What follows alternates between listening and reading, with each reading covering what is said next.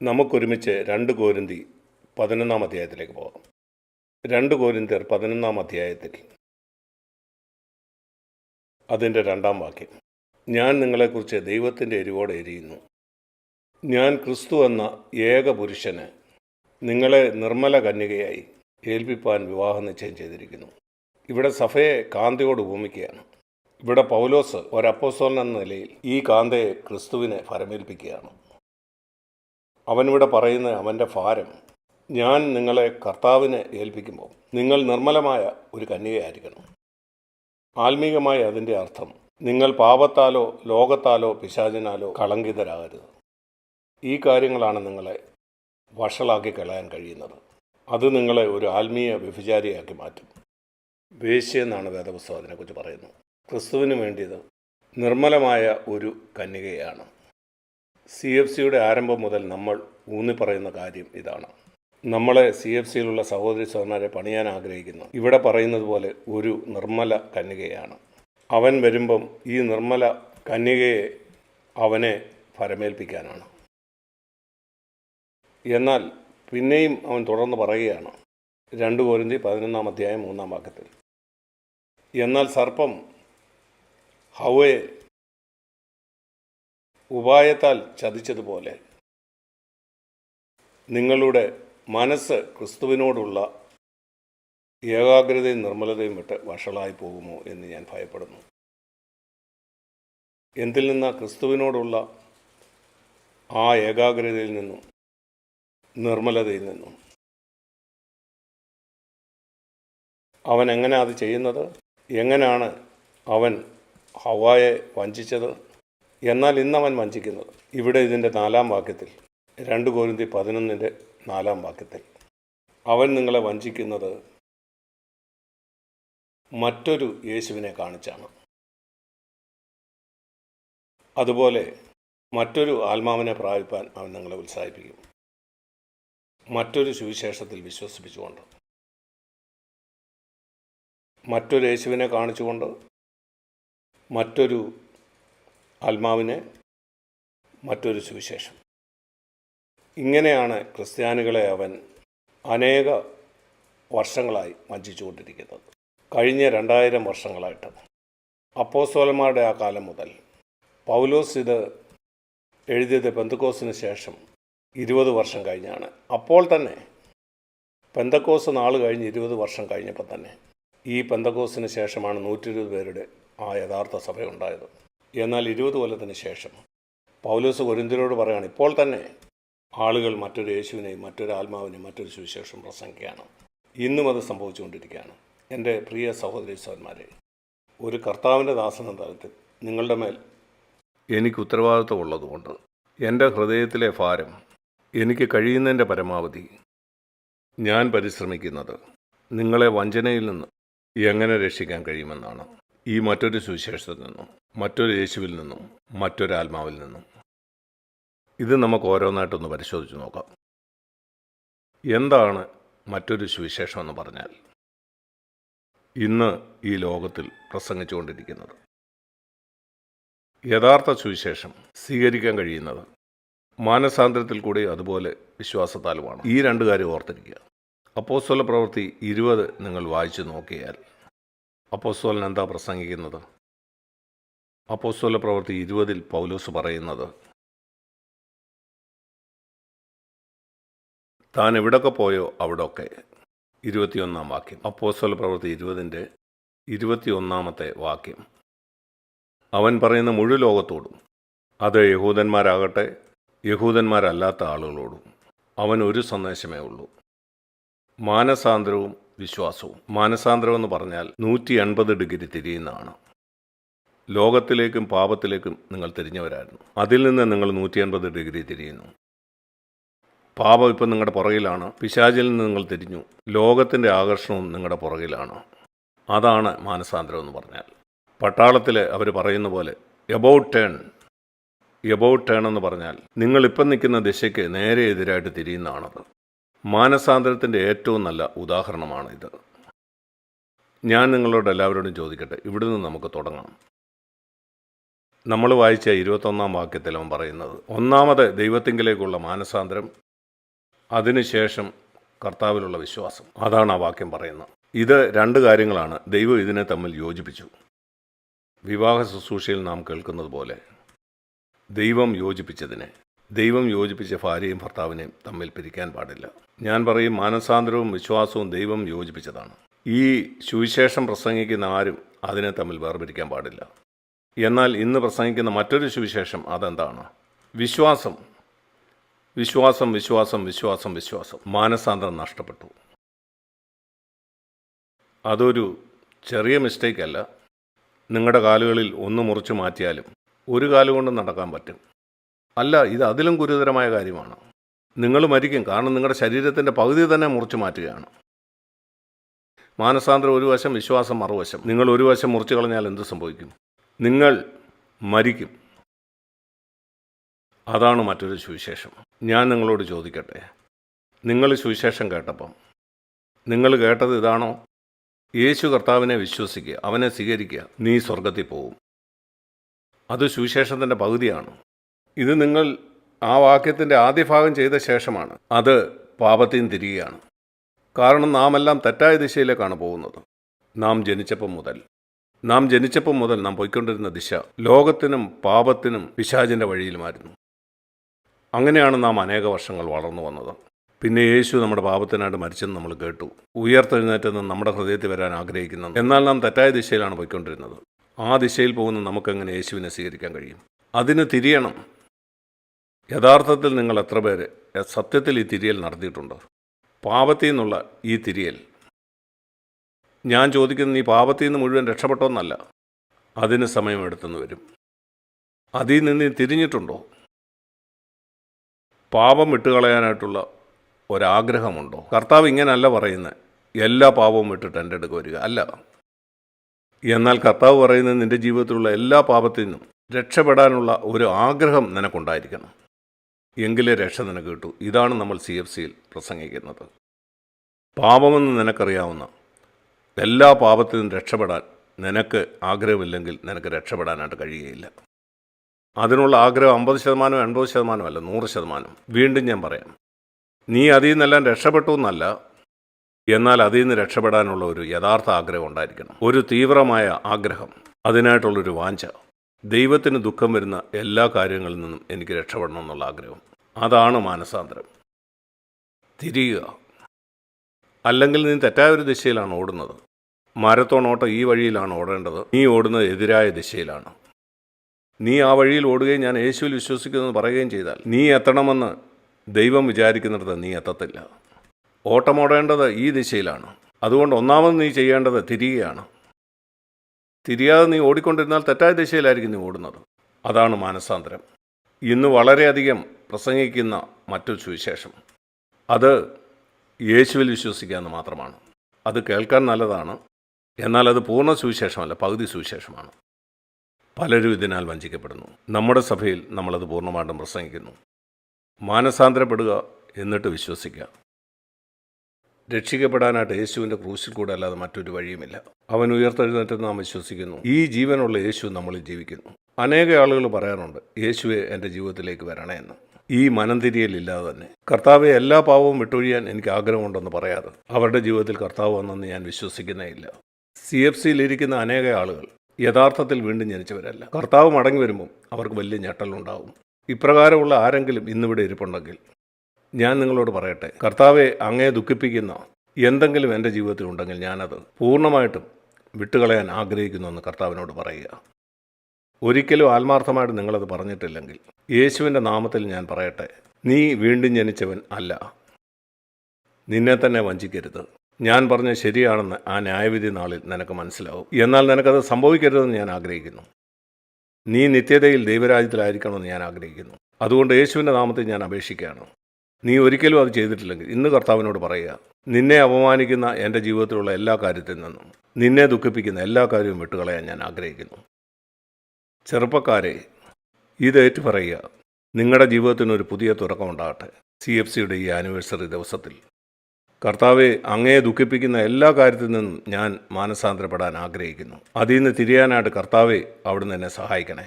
എന്നിട്ട് കർത്താവിനോട് പറയാം, കർത്താവെ, ഞാൻ വിശ്വസിക്കുന്നു, എൻ്റെ സകല പാപങ്ങൾക്ക് വേണ്ടിയാണ് അവിടുന്ന് ക്രൂശിൽ മരിച്ചത്. അങ്ങ് പിശാചിനെ കാൽവറിയിൽ തോൽപ്പിച്ചു. പിശാചിനെ ഇനി എന്നെ തൊടാൻ കഴിയില്ല. ഞാൻ വിശ്വസിക്കുന്നു. ക്രൂശിൽ നിന്റെ പാപം മാത്രമല്ല പരിഹരിച്ചത്, ദൈവം പിശാചിനെ കാൽവറിയിൽ തോൽപ്പിച്ചെന്ന് ഞാൻ വിശ്വസിക്കണം. ഇത് നാം തിരിച്ചറിയേണ്ടത് വളരെ പ്രധാനപ്പെട്ടതാണ്. പിശാചിന് ഇനി എൻ്റെ ജീവിതത്തിൽ അധികാരമില്ല. അവൻ എന്നെ തൊടാൻ കഴിയില്ല. നീ അവനെ എതിർത്ത് നിന്നാൽ അവൻ നിന്നെ വിട്ട് ഓടിപ്പോകും. യേശുവിൻ്റെ നാമത്തിൽ ഞാൻ നിന്നോട് എതിർത്ത് നിൽക്കുന്നുവെന്ന് പറയുക, അവൻ നിന്നെ വിട്ട് ഓടിപ്പോകും. ഇതാണ് പൂർണ്ണ സുവിശേഷം. മറ്റൊരു സുവിശേഷം, അതാണ് ഇന്ന് അനേകർ കേട്ടുകൊണ്ട് ഇരിക്കുന്നത്. അതുകൊണ്ടാണ് അവരുടെ ജീവിതത്തിൽ സമാധാനമോ സന്തോഷമോ ഇല്ലാതിരിക്കുന്നത്. യഥാർത്ഥ സുവിശേഷം നാം അത് വായിക്കുന്നുണ്ട്. മത്തായിയുടെ സുവിശേഷം 24-ാം അധ്യായത്തിൽ. നമുക്ക് മത്തായി 24-ലേക്ക് പോകാം. നാം അവിടെ വായിക്കുന്നു, അവസാന നാളുകളിൽ സ്വർഗരാജ്യത്തിൻ്റെ സുവിശേഷം എല്ലായിടങ്ങളിലും പ്രസംഗിക്കപ്പെടും. മത്തായി 24-17 വാക്യത്തിൽ, രാജ്യത്തിൻ്റെ സുവിശേഷം സകല ജാതികൾക്കും സാക്ഷ്യമായി ലോകത്തിലെങ്ങും പ്രസംഗിക്കപ്പെടും. ഈ രാജ്യത്തിൻ്റെ സുവിശേഷം എന്താണ്? ശരി, അത് നമുക്ക് റോമാലേഖനം 14:17 വായിക്കാൻ കഴിയും. ദൈവരാജ്യം എന്താണെന്ന്. ദൈവരാജ്യം എന്ന് പറഞ്ഞാൽ സ്വർഗമല്ല. റോമർ 14:17 നാം വായിക്കുന്നത്. ഇത് നിങ്ങൾ ശ്രദ്ധയോടുകൂടെ വായിക്കുക. ദൈവത്തിൻ്റെ രാജ്യമെന്ന് പറഞ്ഞാൽ നീതിയോടെയുള്ളൊരു ജീവിതം, അതുപോലെ സമാധാനവും പരിശുദ്ധാത്മാവിലുള്ള സന്തോഷവുമാണ്. ദൈവരാജ്യമെന്ന് പറഞ്ഞാൽ എന്താണ്? നമ്മൾ വീണ്ടും ജനിച്ചപ്പം പരിശുദ്ധാത്മാവ് നമ്മുടെ ഉള്ളിലേക്ക് വന്നു. അവൻ നമുക്ക് നീതി തന്നു എന്ന് പറഞ്ഞാൽ പാപത്തിൽ നിന്നുള്ള സ്വാതന്ത്ര്യം, സമാധാനം തന്നു, ദൈവത്തിൻ്റെ സമാധാനം. നാളെക്കുറിച്ചുള്ള വിചാരങ്ങളിൽ നിന്ന്, ഭയത്തിൽ നിന്ന്, അസ്വസ്ഥതകളിൽ നിന്ന്, അതുപോലെ സന്തോഷവും. മുറുമുറുപ്പിൽ നിന്നും പരാതിയിൽ നിന്നുള്ള സ്വാതന്ത്ര്യം, സ്വയം അരിഷ്ടനായിരിക്കെ മറ്റുള്ളവരെ അരിഷ്ടനാക്കുന്നതിൽ നിന്നും. ഇതാണ് സുവിശേഷം, സ്വർഗരാജ്യത്തിൻ്റെ സുവിശേഷം. അത് നീതിയും സമാധാനവും പരിശുദ്ധാത്മാവുള്ള സന്തോഷമാണ്. അതാണ് നമ്മുടെ സഭകളിൽ നാം പ്രസംഗിക്കുന്നത്. ഇത് ഇന്ന് മിക്ക സ്ഥലങ്ങളിലും പ്രസംഗിക്കപ്പെടുന്നില്ല. ഇന്ന് പ്രസംഗിക്കപ്പെടുന്ന ഇത് മാത്രമാണ്. നിന്റെ പാപം ക്ഷമിക്കപ്പെട്ടു, നീ സ്വർഗത്തിലേക്ക് പോവുകയാണ്.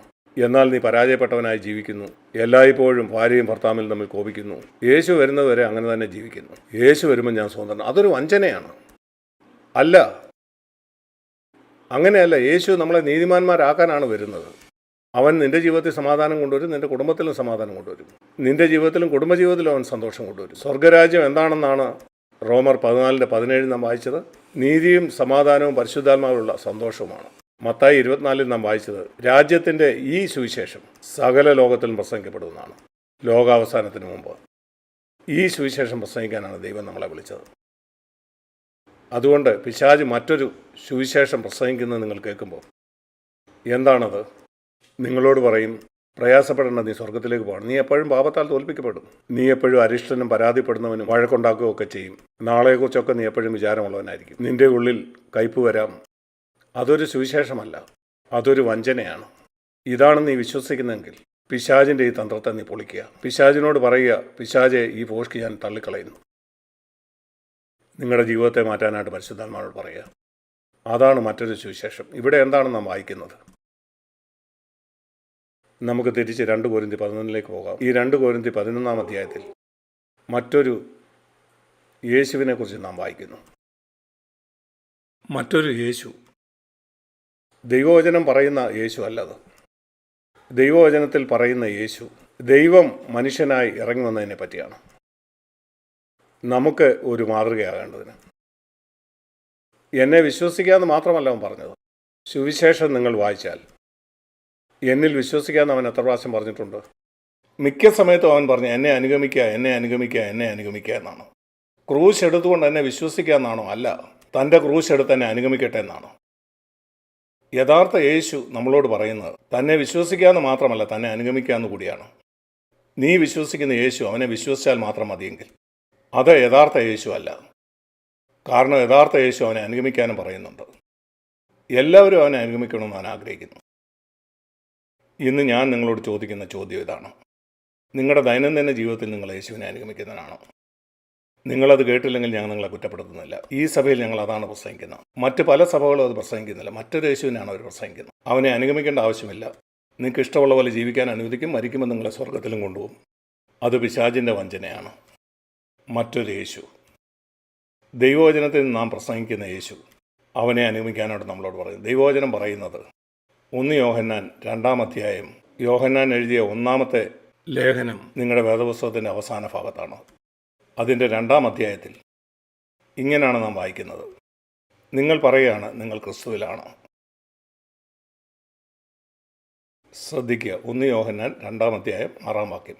അവനിൽ വസിക്കുന്നുവെന്ന് പറയുന്നവൻ അവൻ നടന്നതുപോലെ നടക്കേണ്ടത് ആകുന്നു. യേശു നടന്നതുപോലെ നടക്കണമെന്നോ യേശു ജീവിച്ച പോലെ ജീവിക്കണമെന്നോ? അത് സാധ്യമാണോ? അത് അധികമായിട്ട് സാധ്യമാകേണ്ടതാണ്. ഞാൻ പറഞ്ഞാൽ ഇതൊരു മാരത്തോൺ ഓട്ടമാണ്. ഒരു ദിവസം കൊണ്ട് നമ്മൾ പൂർണ്ണരാകുന്നില്ല. എന്നാൽ നാം വീണ്ടും ജനിച്ച ദിവസം മുതൽ അതിലൊരു പുരോഗതി ഉണ്ടാകേണ്ടതാണ്. ഞാനൊരു ഉദാഹരണം പറയാം. ക്രിസ്ത്യ ജീവിതം ഒരു വിദ്യാർത്ഥി സ്കൂളിൽ പോകാൻ തുടങ്ങുന്ന പോലാണ്. അവൻ നഴ്സറിയിൽ ആദ്യം പോകുന്നു, അങ്ങനെ 12-ാം ക്ലാസ് വരെ എത്തുന്നു, പിന്നെ അവൻ കോളേജിൽ പോകുന്നു, ബിരുദാനന്ത ബിരുദം നേടുന്നു. ക്രിസ്ത്യ ജീവിതത്തിൻ്റെ തുടർമാനമായ ഒരു പുരോഗതിയാണ്. നിങ്ങളുടെ കുഞ്ഞുങ്ങൾ ഓരോ വർഷവും അടുത്ത ക്ലാസ്സിലേക്ക് ജയിച്ച് പോകണമെന്ന് നിങ്ങൾ ആഗ്രഹിക്കുന്ന പോലെ തന്നെ ദൈവം ആഗ്രഹിക്കുന്നു നിങ്ങളും ഇതുപോലെ എല്ലാ വർഷവും അല്പം കൂടെ യേശുവിനെ പോലെ ആകണം. അടുത്ത വർഷം അല്പം കൂടെ. ഇവിടെ ഈ CFCയിലുള്ള നിങ്ങളിൽ പലരും 48 കൊല്ലമായി സഭയിൽ വരുന്നവരാണ്. കുറഞ്ഞത് 48 പ്രാവശ്യം നിങ്ങൾ അടുത്ത ക്ലാസ്സിലേക്ക് പ്രവേശിക്കേണ്ടവരായിരുന്നു. ഈ സഭയിൽ നിങ്ങൾ എത്ര വർഷം ഉണ്ടായിരുന്നു? നിങ്ങൾ ഈ സുവിശേഷം കേട്ടു. അത്രത്തോളം നിങ്ങൾക്ക് പ്രമോഷൻ കിട്ടുന്നതാണ്. ഒരു സ്കൂളിൽ ഒരു കുഞ്ഞിന് പ്രവേശനം ലഭിച്ചാൽ 12 കൊല്ലത്തിന് ശേഷം അവൻ 12-ാം ക്ലാസ് പാസ്സാകില്ലേ? അതോ 12 വർഷത്തിന് ശേഷം അവൻ 2-ാം ക്ലാസ്സിലായിരിക്കുമോ? കുഞ്ഞുങ്ങൾ എല്ലാ വർഷവും പുതിയ ക്ലാസ്സിലേക്ക് പോകണമെന്ന് നിങ്ങൾ ആഗ്രഹിക്കുന്നു. ദൈവവും എല്ലാ വർഷവും നിങ്ങൾ കുറച്ചുകൂടെ ക്രിസ്തുതുല്യരാകണമെന്ന് അവൻ ആഗ്രഹിക്കുന്നു. മറ്റൊരു യേശു അവൻ ഒരിക്കലും തന്നെ അനുഗമിക്കാൻ നിങ്ങളോട് പറയില്ല. അവൻ പറയും, അതിൻ്റെ ഒന്നും ആവശ്യമില്ല. അവൻ പറയും, നിങ്ങൾക്ക് എന്നെ അനുഗമിക്കാൻ കഴിയില്ല, കാരണം ഞാൻ വളരെ വിശുദ്ധനാണ്. നിനക്ക് എന്നെ അനുഗമിക്കാൻ കഴിയും. നീ എന്നെ വിശ്വസിക്കുക, ഞാൻ നിന്നെ സ്വർഗത്തിൽ കൊണ്ടുപോകും. അതാണ് ആ വഞ്ചന. ഇവിടെ നമ്മൾ വായിക്കുന്നത് അവനിൽ വസിക്കുന്നു എന്ന് പറയുന്നവൻ അവൻ നടന്നതുപോലെ നടക്കേണ്ടതാകുന്നു. അവൻ്റെ കാൽപ്പാട് നോക്കി നീ നടക്കണം. അങ്ങനെ നടക്കാനായിട്ട് പരിശുദ്ധാത്മാവ് ശക്തി അവൻ നിനക്ക് തരും. ഇങ്ങനെയാണ് ഈ മറ്റൊരു യേശു. ഞാൻ മറ്റൊരു വാക്യം കാണിക്കാം. യേശുവിനെ നിങ്ങൾക്ക് അനുഗമിക്കണമെങ്കിൽ ലൂക്കോസ് 9:23 നാം കാണുന്നത്, നാം ഈ പറയുന്ന സുവിശേഷം ലോകത്തിൽ മിക്കവാറും ഒരു സഭയിലും പ്രസംഗിക്കപ്പെടുന്നില്ല. നിനക്കെന്നെ അനുഗമിക്കണമെങ്കിൽ നീ നിൻ്റെ ക്രൂശ് എടുത്ത്. ഇത് നാം കാണുന്നത് ലൂക്കോസ് 9:23 നമുക്ക് ആ വാക്യം നോക്കാം. എന്നെ അനുഗമിപ്പാൻ ഒരുത്തൻ ഇച്ഛിച്ചാൽ. ഇവിടെ ഇരിക്കുന്ന എല്ലാവരും കേൾക്കുക. നിങ്ങളിൽ ആരെങ്കിലും യേശുവിനെ അനുഗമിക്കാൻ ഇച്ഛിക്കുന്നുണ്ടെങ്കിൽ ഒന്നാമതായി നീ നിൻ്റെ ക്രൂശ് എടുക്കണം. യേശു മരിച്ച ആ ക്രൂശല്ല, നിൻ്റെ ജീവിതത്തിൽ നീ വഹിക്കേണ്ട ഒരു ക്രൂശുണ്ട്. എല്ലാ ദിവസവും നീ വഹിക്കേണ്ട ആ ക്രൂശ് എന്താണെന്ന് നിനക്കറിയാമോ? നിൻ്റെ സ്വയത്തെ മരണത്തിന് ഏൽപ്പിക്കുന്നതാണ്. നിൻ്റെ ഹൃദയത്തിൽ ഒരു സിംഹാസനമുണ്ട്. ആ സിംഹാസനത്തിൽ ഇരിക്കുന്നത് നിൻ്റെ തന്നെ സ്വയമാണ്. ഒരു രാജാവിനെ പോലെ കർത്തൃത്വം നടത്തിക്കൊണ്ട് 2 വയസ്സുള്ള ഒരു ശിശുവിൽ പോലും നിങ്ങൾക്കത് കാണാം. ആ 2 വയസ്സുള്ള കുഞ്ഞിൻ്റെ ഹൃദയത്തിൽ അവനാണ് രാജാവ്. അവനവൻ്റെ അപ്പനും അമ്മയോട് എതിർത്ത് നിൽക്കും. എനിക്കങ്ങനെ ചെയ്യാൻ പറ്റില്ല. ആരാണ് അവനെ കൊണ്ട് ഇത് പറയിപ്പിക്കുന്നത്? അവൻ്റെ സ്വന്തം ഇഷ്ടമാണ്. അവൻ പ്രധാനപ്പെട്ട ഒരാളാണ്. അവൻ വളർന്നു വരുമ്പം അവൻ്റെ ഉള്ളിലുള്ള ആ അനുസരണക്കേട് വളർന്നു വരും. അവൻ്റെ സ്കൂളിൽ അവനൊരു പ്രശ്നക്കാരനായിട്ട് മാറും. അധ്യാപകരെ അനുസരിക്കാതെ മറ്റു കുട്ടികളുമായിട്ട് വഴക്കുണ്ടാക്കും. അവൻ്റെ സ്വയം വളരെ ശക്തമാണ്. യേശു പറഞ്ഞു, നിനക്കെന്നെ അനുഗമിക്കണമോ?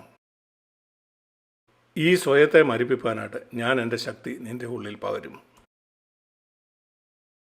എന്നാൽ ആ മറ്റേ യേശു അവൻ പറയും, വേണ്ട, നിൻ്റെ സ്വയത്തെ ഒന്നും നീ മരിപ്പിക്കേണ്ട ആവശ്യമില്ല. എന്നെ വിശ്വസിച്ചാൽ മതി, ഞാൻ നിന്നെ സ്വർഗത്തിൽ കൊണ്ടുപോകാം. ഏത് യേശുവിനെയാണ് നിങ്ങൾ വിശ്വസിക്കുന്നത്? യഥാർത്ഥ യേശു പറയുന്നത് നീ നിന്നെ തന്നെ എങ്ങനെ നിഷേധിക്കണമെന്നാണ്. നാൾ തോറും ഇന്നലെ നീ നിന്നെ തന്നെ നിഷേധിച്ചോ? നല്ലത്. ഇന്നും നീ നിന്നെ തന്നെ നിഷേധിക്കണം. കർത്താവിനെ അനുഗമിക്കണമെങ്കിൽ എല്ലാ ദിവസവും നീ നിന്നെ നിഷേധിക്കണം. നിങ്ങൾ പറയും, ഈ ക്രിസ്ത്യ ജീവിതം എത്ര ബുദ്ധിമുട്ടാണ്. ഒരിക്കലുമല്ല. നോക്കൂ, നിങ്ങൾക്ക് വളരെയധികം ബുദ്ധിമുട്ട് ഉള്ള ഒരു ജോലി നിങ്ങൾ നാളുകളായിട്ട് ചെയ്തുകൊണ്ടിരിക്കുകയാണ്. ശരീരമൊക്കെ വേർത്ത് വൃത്തികേടൊക്കെ ആയി നിങ്ങളെവിടെയോ ജോലി ചെയ്യുകയാണ്.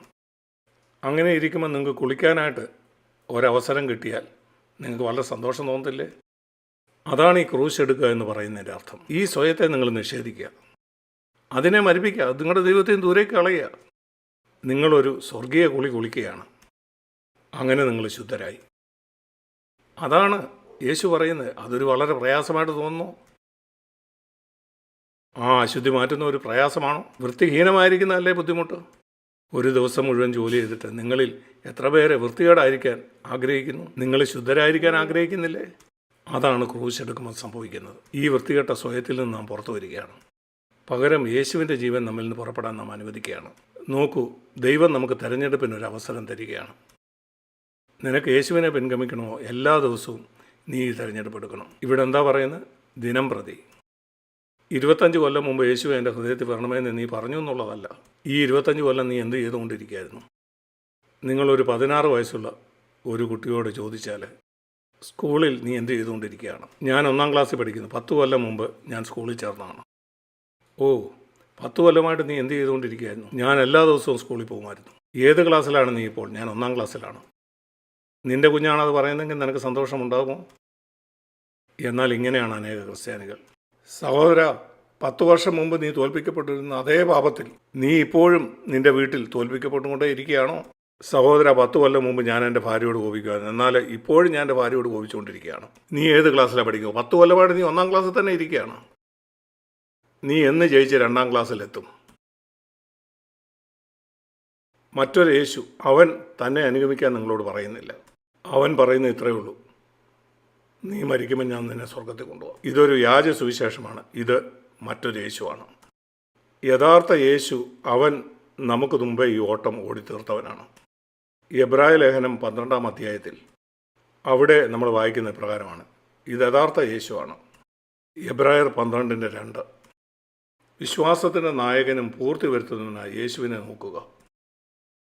1-2 വാക്യങ്ങൾ. തൻ്റെ മുമ്പിൽ വെച്ചിരുന്ന സന്തോഷമോർത്ത് അവൻ ക്രൂശിനെ സഹിക്കുകയും.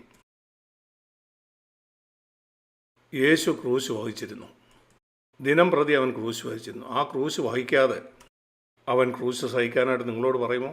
അവൻ തന്നെ അത് വഹിച്ചിരുന്നു. ഒരു ചെറിയ ബാലൻ, ഞാൻ നിങ്ങൾക്ക് മനസ്സിലാകുന്ന വിധത്തിൽ പറയാം. യേശു ഒരു ചെറിയ ബാലനായിരുന്നപ്പോൾ അവൻ്റെ അമ്മ ഒരു കാര്യം ചെയ്യാൻ അവനോട് പറയുന്നത്, എന്നാൽ അവൻ മറ്റു ചില കാര്യങ്ങളിൽ വളരെ തിരക്കുള്ളവനാണ്. മോനെ, ഇത് ചെയ്താട്ട് എന്ന് നിങ്ങളുടെ കുഞ്ഞിനോട് നിങ്ങൾ പറയുമ്പോൾ അവൻ തനിക്ക് താല്പര്യമുള്ള ഒരു കാര്യം ചെയ്തുകൊണ്ടിരിക്കുകയാണ്.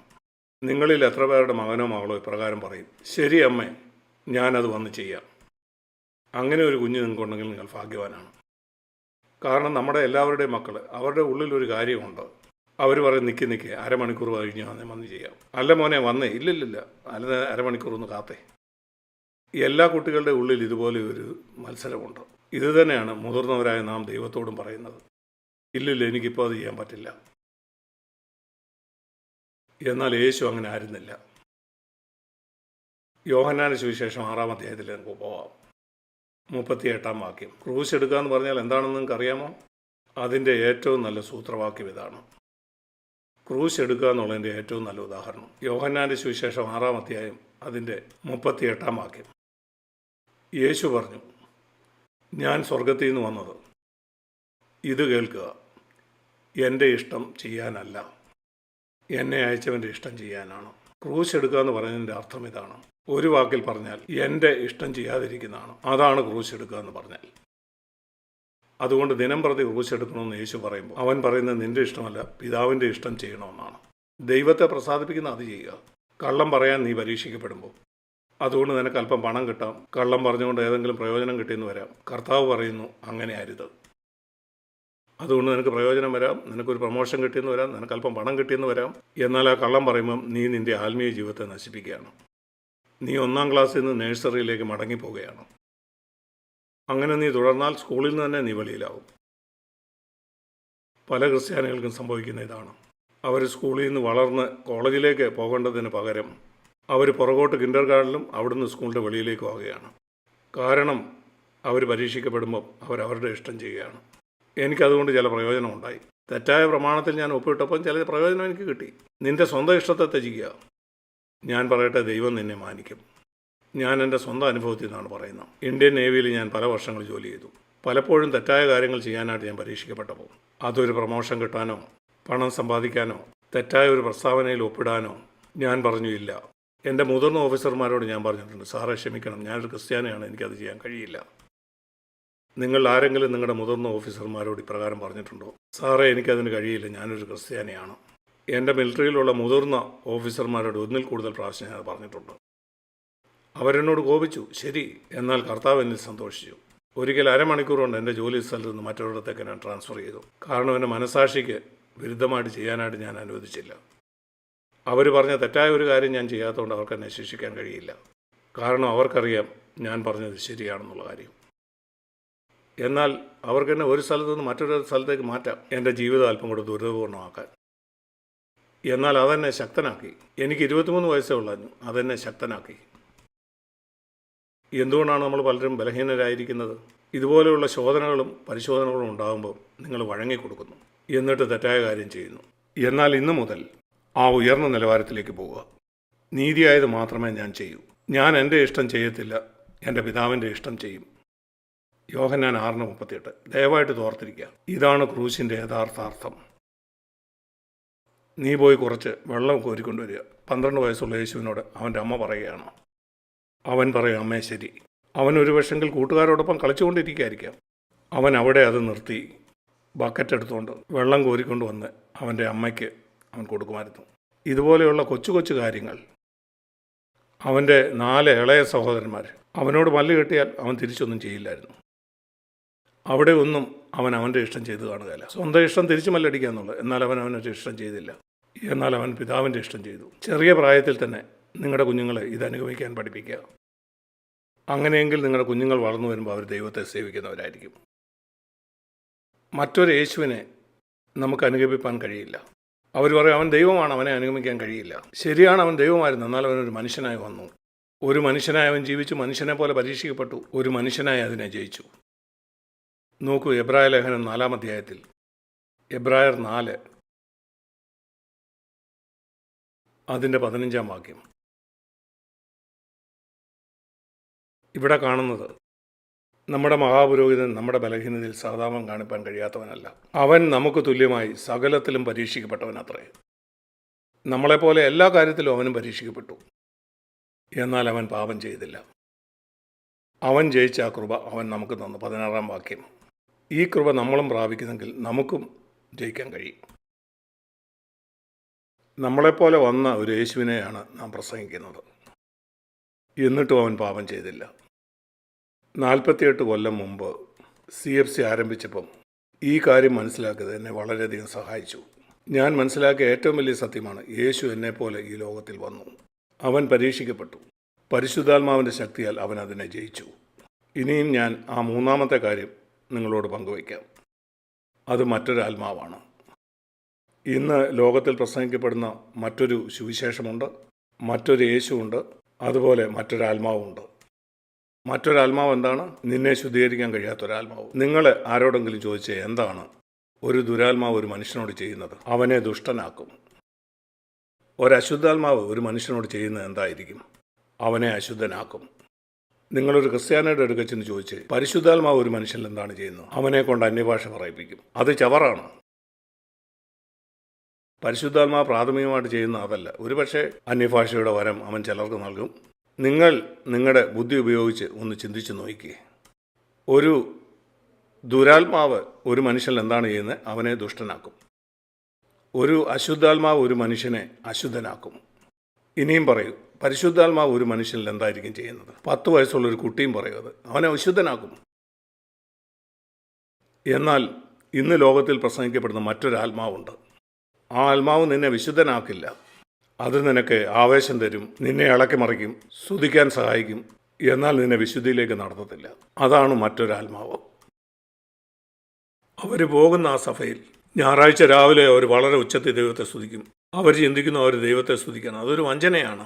വീട്ടിൽ പോകുമ്പോൾ അവരുടെ മാതൃഭാഷയിൽ അവർ ഭാര്യയോട് ബഹളമുണ്ടാക്കും. എന്തൊരാത്മാവാണത്? വഞ്ചനയുടെ ആത്മാവാണ്, മറ്റൊരാത്മാവാണ്. മറ്റൊരാത്മാവിലാണ് ക്രിസ്ത്യ ലോകം മുഴുവനും. നമ്മൾ പരിശുദ്ധാത്മാവിനെയാണ് പ്രസംഗിക്കുന്നത്. വിശുദ്ധിയുടെ ആത്മാവ്. യേശുക്രിസ്തു പറഞ്ഞു, പരിശുദ്ധാത്മാവ് നിങ്ങളുടെ മേൽ വരുമ്പോൾ നിങ്ങൾക്ക് ശക്തി ലഭിക്കും, ഒരു വിശുദ്ധ ജീവിതം ജീവിക്കാനുള്ള ശക്തി. എനിക്ക് പരിശുദ്ധാത്മാവിൻ്റെ ശക്തിയില്ലാതെ ഒരിക്കലും ഒരു വിശുദ്ധ ജീവിതം ജീവിക്കാൻ കഴിയില്ല. നിങ്ങൾക്ക് ഒരിക്കലും ഈ പരിശുദ്ധാത്മ ശക്തിയില്ലാതെ ഒരു വിശുദ്ധ ജീവിതം ജീവിക്കാൻ കഴിയില്ല. ഞാൻ യേശുവിൻ്റെ നാമത്തിൽ പറയട്ടെ, നിങ്ങൾക്ക് വേണ്ടി ഈ പരിശുദ്ധാത്മാവിൻ്റെ ശക്തിയാണ്. വികാര വിക്ഷോഭം ഉണ്ടാക്കുന്ന ഏതെങ്കിലും ഒരു അനുഭവമല്ല നിങ്ങൾക്ക് വേണ്ടിയത്. അതൊരു വൈകാരിക അനുഭവം നിങ്ങൾക്ക് തരുമായിരിക്കും. അതല്ല നിങ്ങൾക്ക് ആവശ്യം. പരിശുദ്ധാത്മാവിൻ്റെ ആ നിറവ് നിങ്ങൾക്ക് ലഭിച്ചാൽ അത് നിന്നെ കുറേശ്ശെയായിട്ട് വിശുദ്ധനാക്കും. അതാണ് ഏറ്റവും പ്രധാനപ്പെട്ട കാര്യം. ഈ വിശുദ്ധിയിൽ നിങ്ങൾ എത്തുന്നതുവരെ നിങ്ങൾ ഒരിക്കലും സംതൃപ്തനായിരിക്കരുത്. നിങ്ങളുടെ ജീവിതത്തിൻ്റെ ഒരു മേഖലയിൽ മറ്റൊരു മേഖലയിൽ അങ്ങനെ. ഞാൻ പറഞ്ഞ പോലെ പെട്ടെന്ന് നിങ്ങൾ അങ്ങനെ ആകുന്നില്ല. നിങ്ങൾ 1-ാം ക്ലാസ്സിൽ നിന്ന് 2-ാം ക്ലാസ്സിലേക്ക്, 3-ാം ക്ലാസ്സിലേക്ക്, 4-ാം ക്ലാസ്സിലേക്ക്, അങ്ങനെ കുറേശ്ശെയായിട്ട് നിങ്ങൾ വിശുദ്ധിയുടെ ലെവലിലേക്ക് വരും. അതാണ് പരിശുദ്ധാത്മാവ് ചെയ്യുന്നത്. പരിശുദ്ധാത്മാവ് ചെയ്യുന്ന മറ്റൊരു അത്ഭുതകരമായ കാര്യം, അന്ന് ആ മാളിക മുറിയിൽ ഏതാണ്ട് 120 പേര് ഒരുമിച്ച് കൂടിയിരിക്കുകയാണ്. ആ പെന്തക്കോസ്ത് നാളിൽ പരിശുദ്ധാത്മാവിൻ്റെ വരവിനായിട്ട്. ആ പരിശുദ്ധാത്മാവ് വന്നപ്പം അവർ ഓരോരുത്തരും 120 ഇരുമ്പ് കഷ്ണങ്ങൾ പോലെയായിരുന്നു. വളരെ ബലമുള്ള 120 ശിഷ്യന്മാർ. എന്നാൽ അവർക്ക് ഒരുമിച്ച് ചേരാൻ കഴിഞ്ഞിരുന്നില്ല. എന്നാൽ പരിശുദ്ധാത്മാവ് ഒരു തീ പോലെ വരണമേ വന്നപ്പം 120 ഇരുമ്പ് കഷ്ണങ്ങളെ തീയിലിട്ടതുപോലെ അവർ ഒരുമിച്ച് ചേർന്ന് ഒന്നായി തീർന്നു. നിങ്ങൾക്കറിയാലോ, തീയിലേക്ക് ഇരുമ്പ് കഷ്ണങ്ങൾ ഇട്ടാൽ അവർ ഉരുകും. അങ്ങനെ ഉരുകി അതൊന്നായി തീരും. അങ്ങനെ ഈ 120 പേരും പരിശുദ്ധാത്മാവിൻ്റെ തീയിൽ ഒന്നായി തീർന്നു. അതാണ് പരിശുദ്ധാത്മാവ് ചെയ്യുന്നത്. പരിശുദ്ധാത്മാവ് ചെയ്യുന്ന 2 ആളുകൾ അവർ വ്യത്യസ്തരായിരിക്കുന്നു, തന്നിൽ തന്നെ ശക്തരായിരിക്കുന്നവർ അവരെ ഒന്നാക്കി തീർക്കുന്നു. അതാണ് ഞാൻ കണ്ടിട്ടുള്ളത്. കഴിഞ്ഞ 48 വർഷമായി അനേക സഹോദരന്മാർ പരിശുദ്ധാത്മാവിൻ്റെ തീ ഒന്നാക്കി. ആ ഒരുമ, നാം വ്യത്യസ്തരായിരിക്കുമ്പം തന്നെ നാം ഒന്നായിത്തീരുന്നു. നാം നമ്മെ തന്നെ നിഷേധിക്കുകയും മറ്റുള്ളവർക്ക് വേണ്ടി കരുതുകയും ചെയ്യുന്നു. നാം മറ്റുള്ളവരെ ഉത്സാഹിപ്പിക്കുന്നു. ഞാൻ അവനെ, അവൻ എന്നെ ഉത്സാഹിപ്പിക്കുന്നു. നാം മറ്റുള്ളവർക്ക് വേണ്ടി ജീവിക്കുന്നു. രഹസ്യമായിട്ട് നാം തമ്മിൽ പോരാടുകയല്ല. നമ്മുടെ വീട്ടിൽ നാം സമാധാനത്തോടെ ജീവിക്കുന്നു. അതാണ് യഥാർത്ഥ പരിശുദ്ധാത്മാവ്. എന്നാൽ ഇന്ന് പ്രസംഗിക്കപ്പെടുന്ന മറ്റൊരു ആത്മാവുണ്ട്. അത് നിങ്ങൾക്ക് ആവേശമുണ്ടാക്കുന്നു, വികാരമുണ്ടാക്കുന്നു, എന്നാൽ നിങ്ങളെ വിശുദ്ധരാക്കില്ല. അതുകൊണ്ട് ഈ 3 കാര്യങ്ങൾ ഓർത്തിരിക്കുക. പിശാച് ഇന്ന് ആളുകളെ മറ്റൊരു സുവിശേഷം കൊണ്ട് വഞ്ചിക്കുന്നു, മറ്റൊരു യേശുവിനെ കൊണ്ട്, മറ്റൊരാത്മാവുണ്ട്. നമ്മൾ പ്രസംഗിക്കുന്നത് യഥാർത്ഥ സുവിശേഷമാണ്, മാനസാന്തരത്തിൻ്റെയും വിശ്വാസത്തിൻ്റെയും. നമ്മൾ പ്രസംഗിക്കുന്നത് നമ്മളെപ്പോലെ മനുഷ്യനായ ഒരു യഥാർത്ഥ യേശുവിനെ പറ്റിയാണ്. അവൻ നമ്മളെപ്പോലെ പരീക്ഷിക്കപ്പെട്ടു, മനുഷ്യനായ പരീക്ഷകളെ ജയിച്ചു, സ്വന്തം ഇഷ്ടം ചെയ്തില്ല. എന്നിട്ട് അവൻ പറഞ്ഞു, എന്നെ അനുഗമിക്കുക. അവൻ പരിശുദ്ധാത്മാവിനെ നമുക്ക് തന്നത് ഇങ്ങനെ ജീവിക്കാൻ വേണ്ടിയാണ്. അതില്ലാതെ നിങ്ങൾക്ക് അതിന് കഴിയില്ല. പരിശുദ്ധാത്മാവ് വൈദ്യുതി പോലാണ്. എനിക്ക് ഈ ബൾബ് കത്തണമെങ്കിൽ എനിക്കതിനെ കത്തിക്കാൻ കഴിയില്ല. എന്നാൽ നിങ്ങൾ സ്വിച്ചിട്ടാൽ പെട്ടെന്ന് തന്നെ അത് കത്താൻ തുടങ്ങും. കത്താനുള്ള കഴിവ് ഈ ബൾബിനുണ്ട്. എന്നാൽ അതിനുള്ളിൽ വിദ്യുച്ഛക്തി വേണം. അതുകൊണ്ടാണ് ഈ ബൾബ് ഇപ്പം കത്തിക്കൊണ്ടിരിക്കുന്നത്. ഇതുപോലെ കർത്താവ് പറയാണ്, എൻ്റെ മകനെ, നിനക്ക് തന്നെ പാപത്തെ ജയിക്കാനുള്ള ശക്തി നിന്നിലില്ല. നീ എന്നെ അന്വേഷിക്കുക, ഞാൻ പരിശുദ്ധാത്മാവിനെ അതിനായിട്ട് നിനക്ക് തരാം. അതന്വേഷിക്കുക. എല്ലാ ദിവസവും ഞാൻ പരിശുദ്ധാത്മാവിൻ്റെ ശക്തിക്കായിട്ട് അന്വേഷിക്കാറുണ്ട്. ദൈവം എൻ്റെ സാക്ഷിയാണ്. ഞാൻ പറയാറുണ്ട്, കർത്താവ് ഇന്ന് എന്നെ പരിശുദ്ധാത്മാവോട് നിറയ്ക്കണേ. 48 കൊല്ലം മുമ്പ് അവൻ എന്നെ ആത്മാവോട് നിറച്ചു. ഇന്ന് എല്ലാ ദിവസവും എന്നെ ആത്മാവുകൊണ്ട് നിറയ്ക്കുന്നു. നിങ്ങളെ എല്ലാവരെയും ഞാൻ ഉത്സാഹിപ്പിക്കുന്നത്, ദൈവത്തോട് ചോദിക്കുക, എല്ലാ ദിവസവും ഈ പരിശുദ്ധ ആത്മാവിനാൽ നിറയ്ക്കാനായിട്ട് അവൻ നിങ്ങളെ നിശ്ചയമായിട്ട് നിറയ്ക്കും. നിങ്ങളെ എല്ലാവരെയും ദൈവം അനുഗ്രഹിക്കാനായിട്ട് ഞാൻ പ്രാർത്ഥിക്കുന്നു.